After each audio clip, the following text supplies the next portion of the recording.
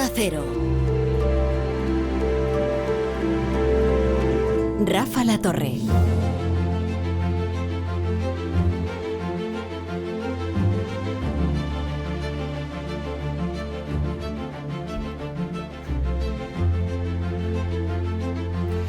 Las 8:31, las 7:31 en Canarias. En horario ininterrumpido la brújula hasta las 11:30, las 10:30 en Canarias, en que comenzará el Radio Estadio Noche, y así ustedes podrán conocer todo lo relativo al fútbol de selecciones. Aquí vamos a analizar la actualidad. Viene divertida, ya verán. Y también vamos a hablar de algo muy interesante. Vamos a hablar de algo muy interesante y por eso hemos transportado hasta esta hora inusual la sección pasado-presente de Jorge del Palacio.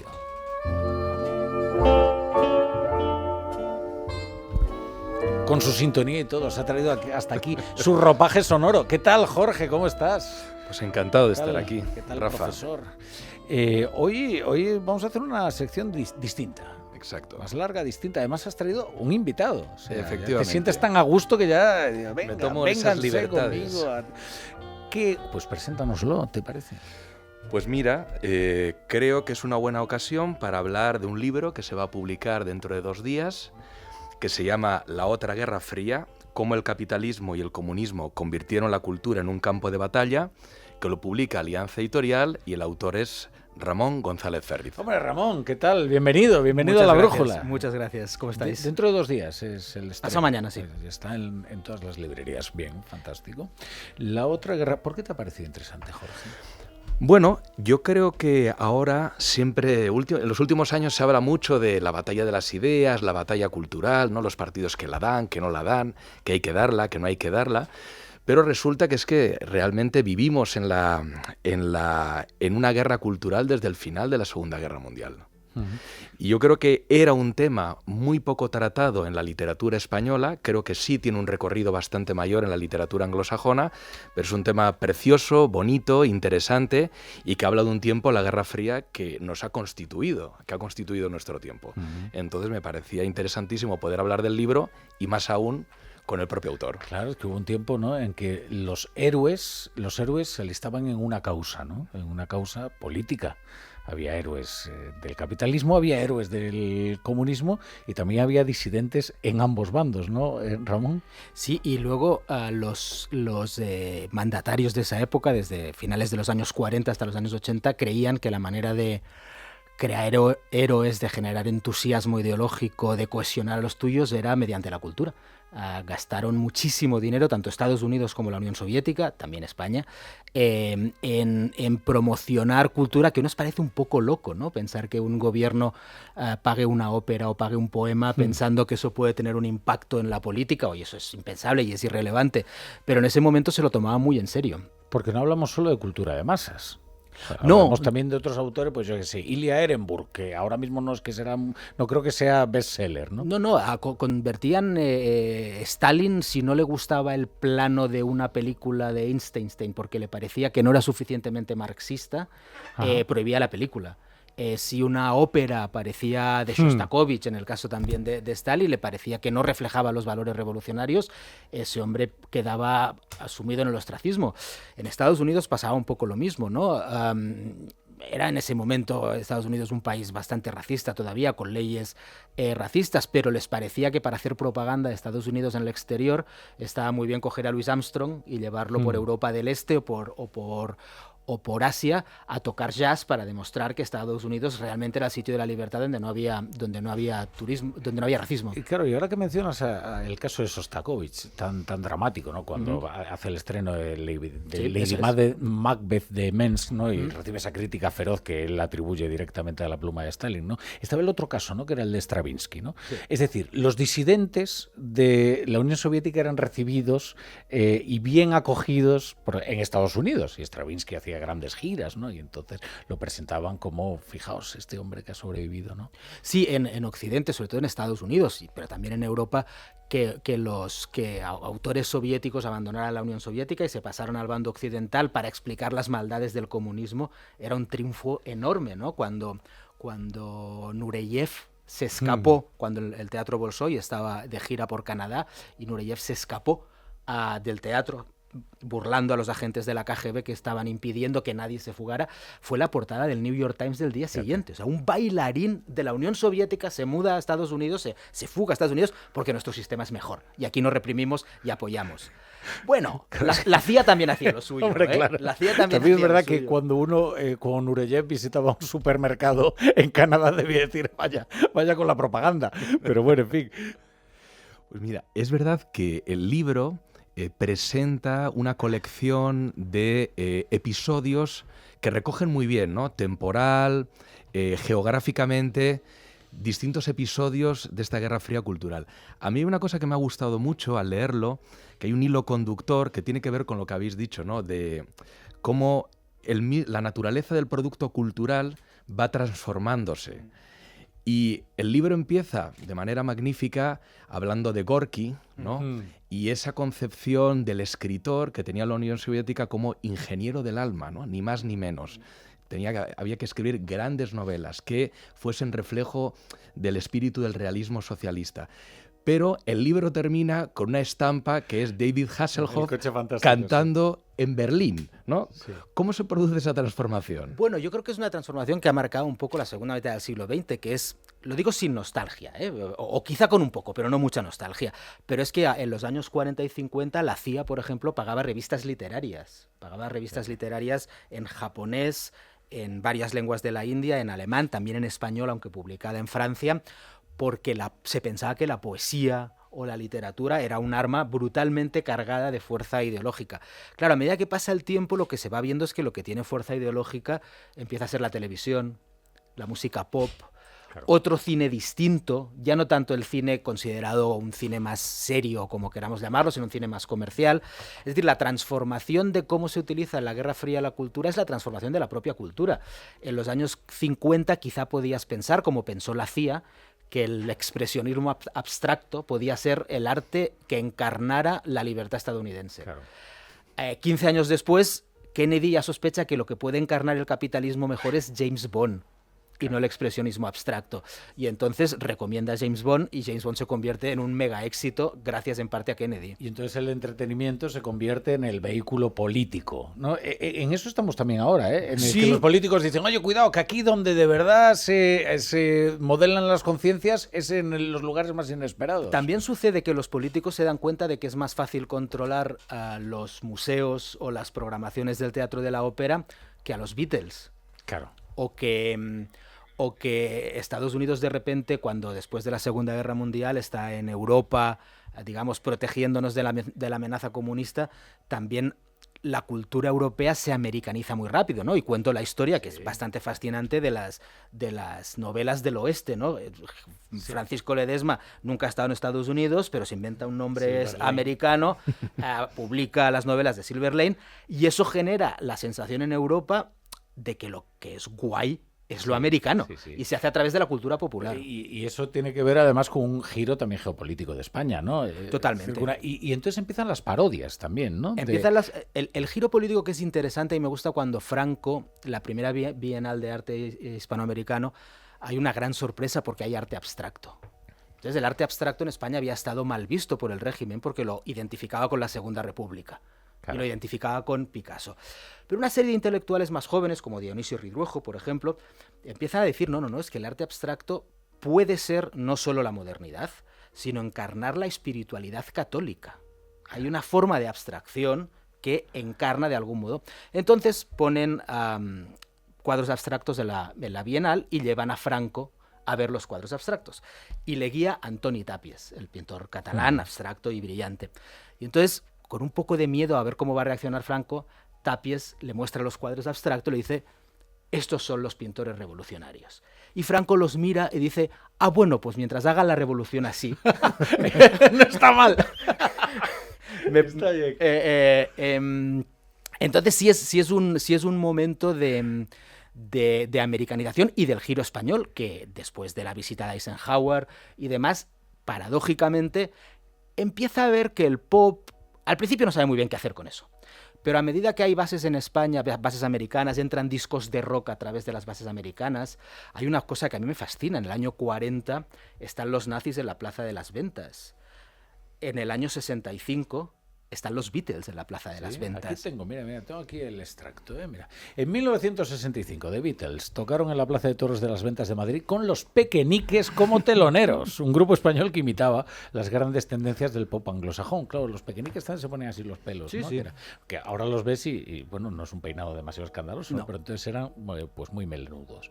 Las autoridades del régimen de Franco no estaban muy convencidas de que la actuación de esos melenudos, como los llamó la televisión oficial, fuera conveniente. Pero el elevado precio de las entradas debía ser lo bastante disuasorio como para que solo acudieran al concierto los hijos de la clase media y alta, más conocedores de las tendencias internacionales. Es decir, que lo recibieron con desconfianza, ¿no? Sí, el franquismo en este periodo está en una ambigüedad constante. Por un lado está en el bando capitalista, pero no democrático, está en el lado estadounidense, y eso implica abrirse a una cierta modernidad, poco a poco, con miedo. Al principio con el rock no se enteran, luego se dan cuenta que el rock puede ser peligroso y empiezan a censurarlo un poco más. Hay un ambiente receloso. El dúo dinámico, la primera vez que va a dar una entrevista, se llaman los Dynamic Boys. Pero el Rafa Latorre del momento dice, hostia, que es un nombre en inglés, cuidado, y se lo cambia por el dúo dinámico. Está esa ambigüedad entre sí hay que ser americanos y modernos, pero cuidado. Es que el dúo, pues hubiera sido un desastre que se hubieran llamado The Dynamic Boys. O sea. Seguro, sí. Bueno, pero eran fruto también. Muchas veces el dúo dinámico se formó a veces con las giras de músicos de jazz que pasaban por Barcelona, los discos que entraban más o menos de manera tolerada por los barcos que llegaban muchas veces de la guerra de Vietnam, pasaban por Barcelona, bajaban los marineros con discos, con gustos, Entonces sí fue un momento de tensión en ese sentido también en la España de Franco. Hay una cosa ahora que habéis hablado de las melenas, de la estética, ¿no? Que a mí me gusta del libro, es un pasaje en el que hablas de la forja de la imagen del rebelde, ¿no? Con James Dean, con Marlon Brando, porque me acuerdo, por ejemplo, que toda la escuela de Frankfurt que criticaba, ¿no?, la cultura de masas, siempre recelaba de este tipo de rebeldía porque creían que era una rebeldía instrumental al sistema. Al final se trataba de promocionar los levies, ¿no?, y realmente no veían una capacidad de superación del sistema. Pero ¿qué papel cumplían, ¿no?, estos rebeldes en la producción cultural occidental? A mí hay una escena que cuento, que es en el año 68, la gente cuando sale después de manifestarse del 68 a favor de una revolución y contra Estados Unidos, van a la Sorbona, donde venden el libro rojo de Mao, muy barato además, por un franco o algo así, y donde hay, digamos, lemas maoístas, y al mismo tiempo los chavales jóvenes llevan Levi's y fuman Marlboro. Claro. Es un momento en que lo rebelde vende muchísimo, se convierte en hegemónico, pero al final viene del sistema. Lo que pasa en Europa en ese momento es que ahora hablamos de la brecha generacional. En los años 60 sí que hay una brecha generacional bestial en Europa, ¿no? Pero en cosas que ahora no vemos, ¿no? La indumentaria es un momento que muy rápidamente la corbata pasa a significar cosas distintas, el pelo, los vaqueros. Y todo eso los jóvenes, no todo, pero casi todos los jóvenes europeos en ese momento lo sacan de la cultura americana. Es decir, lo sacan... Levi's empieza a vender muchos pantalones aquí a finales de los 50 a partir de James Dean, y en el año 62 Levi's abre una fábrica en Francia porque se dan cuenta de que venden mucho. Claro. Y lo mismo pasa con muchas cosas, es decir, la rebeldía de esa época, la americanización de esa época está muy vinculada al capitalismo. De hecho, es fruto del capitalismo, es fruto de que Europa es una especie de mini protectorado estadounidense, donde, y bendito protectorado, pero donde nos llegan productos americanos y se identifican todo el rato. Y no hablemos con el pop, ¿no? El pop al principio es aceptado porque es una cosa un poco tonta y no sé qué, pero de repente... El pop y el rock se ponen un poco peligrosos. Los Beatles del 62, bueno, I love you, yeah. Pero los Beatles del 66 ya empiezan a ser otra cosa, ¿no? Es que es una cosa interesante cómo hay toda una línea de crítica, ¿no?, de la nueva izquierda europea que cree que recela del rock, del pop, del jazz, porque creen que realmente lo que hacen es profundizar en valores que son propios del mundo occidental, ¿no? Adormecer. El individualismo, el hedonismo, y no rompen con ellos, no los condenan, sino que los presentan de una manera exagerada, de manera que siguen siendo instrumentales al sistema. Y no miden bien, según cuentas tú muy bien, porque al final es del 88-89, cuando en la RDA deciden empezar a invitar a grupos de rock. ¿Eso claro. ¿Qué produce? En Berlín Occidental hacen conciertos de rock como en cualquier otra ciudad occidental y van a tocar David Bowie o van a tocar Bob Dylan. Entonces lo que hacen para hacer la puñeta al Berlín Oriental es girar los amplificadores para que vayan a parar, para que se oiga en Berlín Oriental. Todos los jóvenes del Berlín comunista se pegan al muro de Berlín y va la Stasi a pegarles. Esto es lo que mola. Esto es lo que David Bowie es lo que mola. Claro. Entonces va la Stasi a pegarles. Entonces las juventudes socialistas de Berlín Este convencen al Partido Comunista de la Alemania Democrática de que, ya que a los jóvenes les gusta el rock, utilicémoslo en favor del comunismo. Claro. Entonces, pero eso lo hace mejor el capitalismo. Muchísimo mejor. Es que más allá de que el capitalismo es mejor en casi todos los sentidos, pero más allá de eso, en esto es insuperable. En esto lo que te das cuenta es que el rechazo del mundo soviético al rock, al jazz, a la vanguardia, a la búsqueda de controlar la cultura, más allá de que está mal porque no hay que reprimir, está increíblemente equivocada si lo que buscas es hacer buena propaganda. El realismo socialista es propaganda malísima, poco efectiva, a menos que seas un fanático del Partido Comunista. Si eres una persona normal, te parece mucho más interesante un disco pop o unos vaqueros o un pelo largo o un expresionismo abstracto que eso, ¿no? Entonces fueron doblemente ciegos. Primero ciegos por la cantidad de represión salvaje y luego por no entender hacia dónde iba la modernidad. Claro. Y la modernidad iba por la transgresión, por la todo. De hecho, cuando Bruce Springsteen al final va a tocar a Berlín Este, iba engañado. Porque él cree que va a dar un concierto normal, pero los jóvenes dicen que es un concierto en el que Bruce Springsteen va a hacer una crítica del capitalismo, porque como defiende a los obreros americanos y demás, claro. Y con solidaridad con a los sandinistas de Centroamérica, cosa que Bruce Springsteen no sabe. Lo que deja perplejas a las autoridades alemanas es que se presentan los jóvenes alemanes con banderas de Estados Unidos. Y ahí sí que no. Y Bruce Springsteen le habían prohibido decir ningún mensaje político y Bruce Springsteen lo que dice es: no interpretéis esto de manera política, aunque evidentemente, pero dice, lo único que deseo es que todos los muros caigan. Claro. Y todo el mundo entiende perfectamente lo que no está diciendo. No más referencia. Y eso no provoca que caiga el muro, pero es un empujoncito más. Fíjate, recuerdo yo una edición de el izquierdismo, la enfermedad... No, es el comunismo, la enfermedad senil del izquierdismo, ¿no? De Daniel Cohn-Bendit.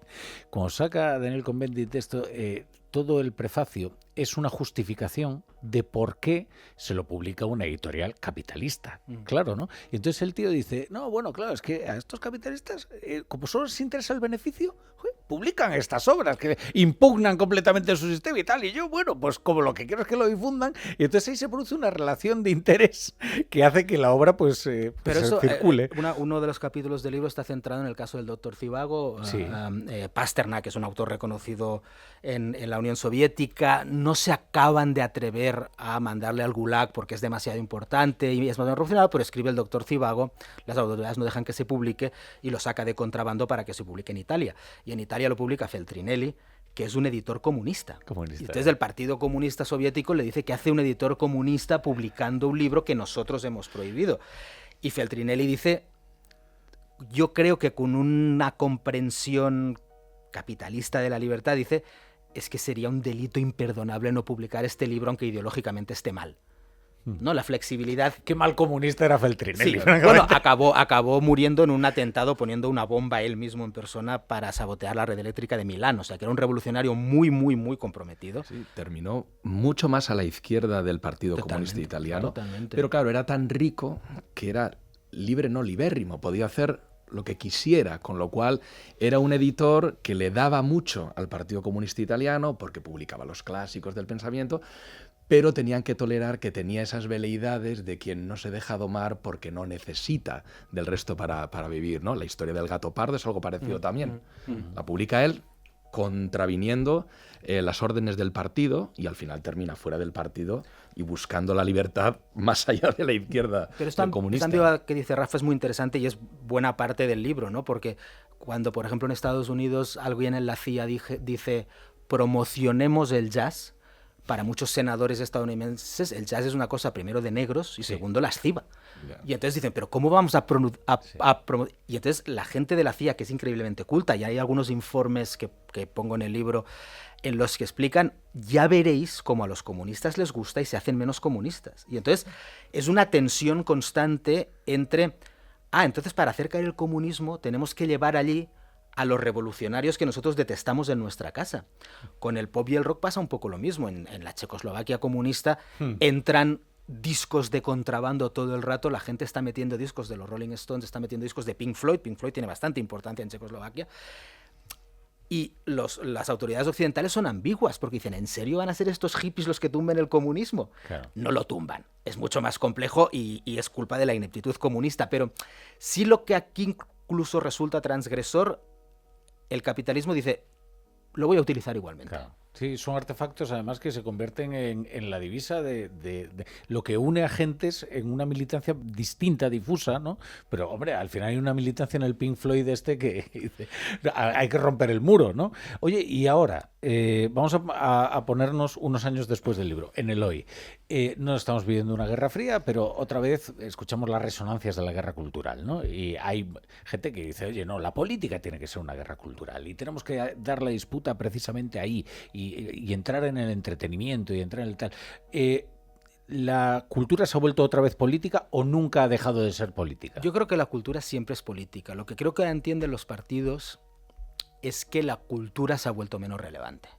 Es decir, ahora yo entiendo muy bien que un novelista escriba una novela con un contenido político y tenga la esperanza de que eso tenga un impacto, o que un cantautor crea que sus canciones pueden provocar un levantamiento político. Tengo malas noticias para ellos, eso ya no lo consiguen. Es decir, no tengo una especial nostalgia, pero es verdad que en los años 50 un filósofo podía darle la vuelta al mundo, como hacía Sartre. Ahora un filósofo, bueno, sí, puede escribir una tribuna. Está más limitado. Dicho sí. sea con todo el respeto.